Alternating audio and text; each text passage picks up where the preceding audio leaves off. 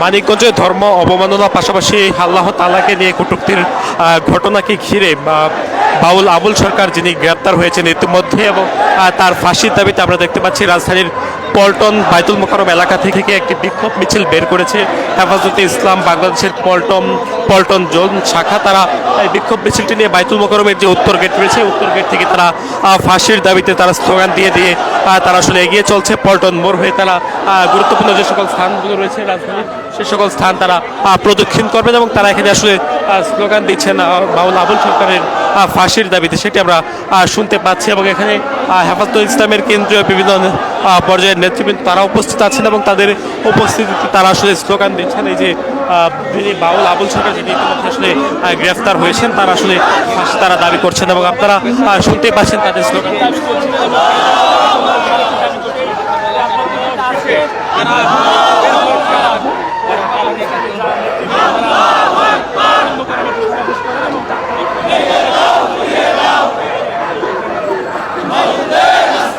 দর্শক দেখতে পাচ্ছেন বাউল আবুল সরকারের ফাঁসির দাবিতে যে বিক্ষোভ মিছিলটি তারা ইতিমধ্যে আসলে পল্টন মোড় প্রদক্ষিণ করছেন। তারা রাজশাহী পল্টন মোড় এলাকায় তারা অবস্থান করছেন এবং তারা সকলে এখানে আবুল সরকারের ফাঁসির দাবিতে এখানে এসে উপস্থিত হয়েছেন। আমরা জানতে পেরেছি এই যে বিক্ষোভ মিছিলটি হেফাজতে ইসলাম বাংলাদেশের ঢাকা মহানগরের পল্টন জোন তারা আয়োজন করেছেন এবং তাদের এই বিক্ষোভ মিছিলটি তারা বাইতুল মোকাররম এলাকায় বাইতুল মোকাররম এখানে তারা জুমার নামাজ আদায় করেন। নামাজ আদায়ের পরপরই তারা এখান থেকে বের হন। তাদের এই বিক্ষোভ মিছিলটি নিয়ে আমরা এটি আসলে দেখানোর চেষ্টা করছি।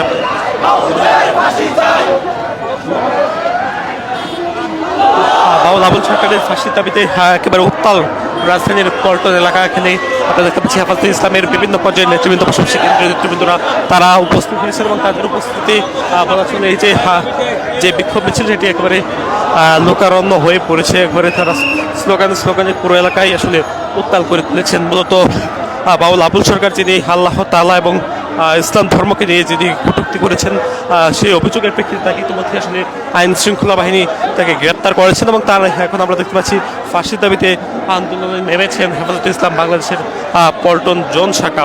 এবং আপনারা জানেন দীর্ঘ কয়েকদিন ধরে এই বিষয়টি সারা বাংলাদেশে বেশ বহুল আলোচিত একটি বিষয় হয়ে উঠেছে এবং আমরা দেখতে পাচ্ছিলাম দেশের বিভিন্ন স্থানে ইতিমধ্যে এই বিষয়টিকে নিয়ে আসলে আন্দোলন হচ্ছে এবং আমরা আপনাকে দেখানোর চেষ্টা করছি হেফাজতে ইসলামের যে ব্যানারটি রয়েছে যেখানে তারা লিখেছেন বাউল আবুল সরকার কর্তৃক মহান আল্লাহ তাআলাকে নিয়ে কটূক্তি করার প্রতিবাদ এবং তার সর্বোচ্চ শাস্তি আর দাবিতে আজকে তাদের মতো এই বিক্ষোভ মিছিল। যে বিক্ষোভ মিছিলটির আগে তারা একটি সমাবেশের আয়োজন করে যেখানে তারা তার আবুল সরকারের ফাঁসির দাবি তারা জানিয়েছেন এবং আমরা দেখতে পাচ্ছিলাম আবুল সরকারের ফাঁসির দাবিতে তারা বিভিন্ন ধরনের বক্তব্য প্রদান করেছেন। যেখানে বিএনপির মহাসচিব মির্জা ফখরুল ইসলাম যিনি বলেছেন যে আবুল সরকার সহ মানিকগঞ্জে যে বাউলদের উপর যে হামলার ঘটনাটি ঘটেছে সেটি ধর্মান্তরা করেছে বলে তিনি আসলে উল্লেখ করেছিলেন। সেই ঘটনার প্রতিবাদ তারা আসলে সেই বক্তব্যের প্রতিবাদ তারা জানিয়েছেন। পাশাপাশি ফরহাদ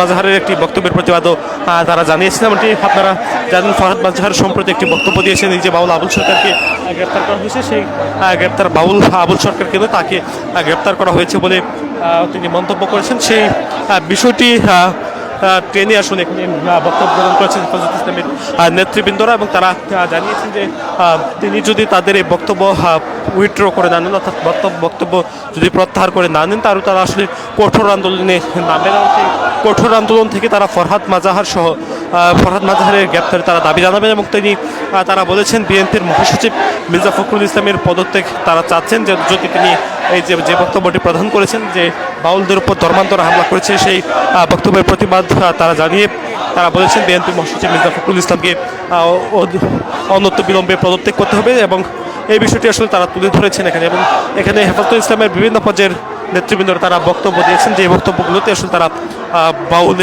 বাউল আবুল সরকারকে যিনি তাকে গ্রেপ্তার করেছে তার ফাঁসির তারা দাবি জানিয়েছেন।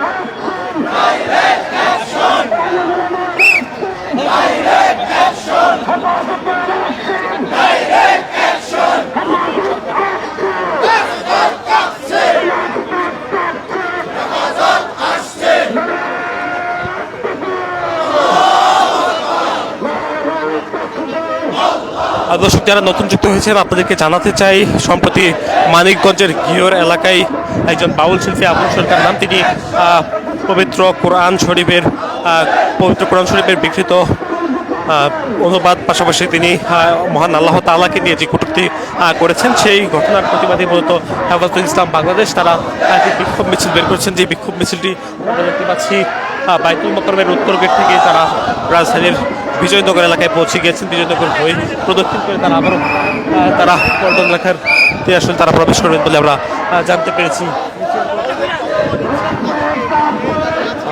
তাদের যে বিক্ষোভ মিছিলটি, বিক্ষোভ মিছিলটি বিজয়নগর এলাকাতেই শেষ হয়ে যাচ্ছে।